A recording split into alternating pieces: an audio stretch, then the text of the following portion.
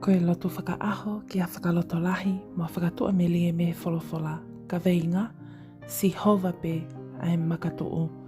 Potu wholofola sa me te au whawhaves urua ki he ua.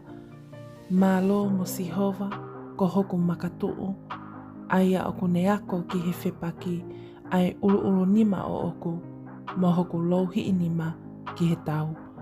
Ko hoku whalenga meesi, mo eku kolo ia, ko hoku fuutaua mo hoku haoanga. Ko eku pā, mo ia oku whai ki ai eku hūwhanga. Ai taha oku lomi hoto kakai a kita. Emeni. Ke tau loto. Eksisu, a koe ko hoku makatuu, ai awhiona ko hoku taua mo hoku haoanga. Io ko hoku pā mo hoku tali tauanga. Oku au whakawhetai eiki a eku au sia ai aho whakakoloa koe ni, pea oku hao mo malu pe hoku ki whamili, koe uhi pe koho mau makatuu koe sisu. Koe whipare kina hoku ki i waka mo oho ai whili oku ikai tuku ia i hataimi, ka oku au whakawhetai, oku au ilo whakapapau, ai toko taha totonu ke unga ki ai, ke uwhetukutuku ki ai hoku ki i whamili, ke mau hao mo ui, pea koe awhionā ia. Whakamalo atu ho whakaloto lahi i mau peao, pea a koi mo whakahinohinoi eku mo ui, ai whaunga ke uwhepaki mo i whili, pea koe whaunga ke whakapapau, oku nofoloto ai eiki ko sisu kalaisi i heku mo ui, pea unga pe ia te koe sisu, he ko koe ai makatuu, ko koe a hoku whalinga mesi, ko hoku kolo, ko hoku taua, mo hoku haoanga. Malo eiki ho o fie malu i au mo hao whaki i eku mo ui. Io, ko koe a hoku makatuu. I ho hua whape sisu kalaisi ko koe a hoku whakamo ui. Emeni. Whakamalo at ke te koe o ke kau mai ke ta loto huu fia he houani. Whawhetai e tau wau sia ai aho koe ni, pea whakamalo atu kia te koe kua ke tuku taimi ka ke kau mai ke ta loto huu fia he hoa koe ni. Pea ki he taha kotoa pe kua ne si subscribe mai ki he channel o e tau pe mo koe sisu, tawange o ku lelei pe ai mea kotoa pe, me he tapa kotoa pe o ku mo mea mai me iai. Koe ahoni o ku tau kau whakataha pea mo e whatu sāme he tuku kololia mo e whakawhetai ki ho tau o tua.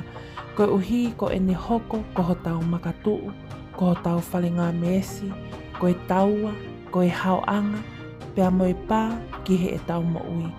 Pea o whakaloto lahi ki tau tolu he potu wholofola e ahoni, neongo pe ko e hā ai whāliunga o e whanonga anga, pe oku ke ako, pe oku ke ngā ue, pe teu ke hasivi he ako, teu hao malanga, pe whailotu, pe tauhi hoto ki i whamili, pe koe whakakaukau i hoto ka hao.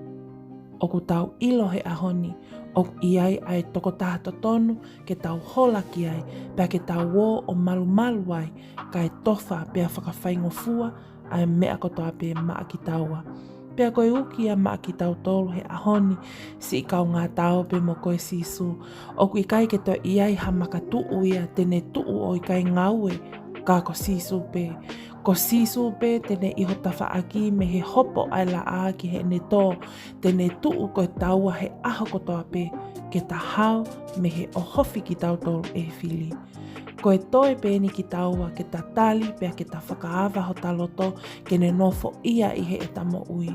Oua te tau toe whakasio ai no ngā meha toi wheituu, unga pe ia sisu, tali ia ki ho o mo ui, pea te ke mamata, pea te ke o ngoi pe he taimi kotoa pe, ai nonga mo i fie maalie ai mo ui, he oku hoko ai eiki ko sisu kalaisi, ko hoto makatuu. Lotu mau ai pe ki he eiki whakapapaui, ko si hova pe ho tau makatuu. Amen. Thank you to you all who have joined and subscribed to this channel. If you're new here, welcome. Don't forget to subscribe, that way you're kept up to date on daily prayers of hope and encouragement from the Bible. Also check out the description box below for all links to our social media platforms as we provide daily devotions and ministry for the youth and young couples. Thank you and God bless.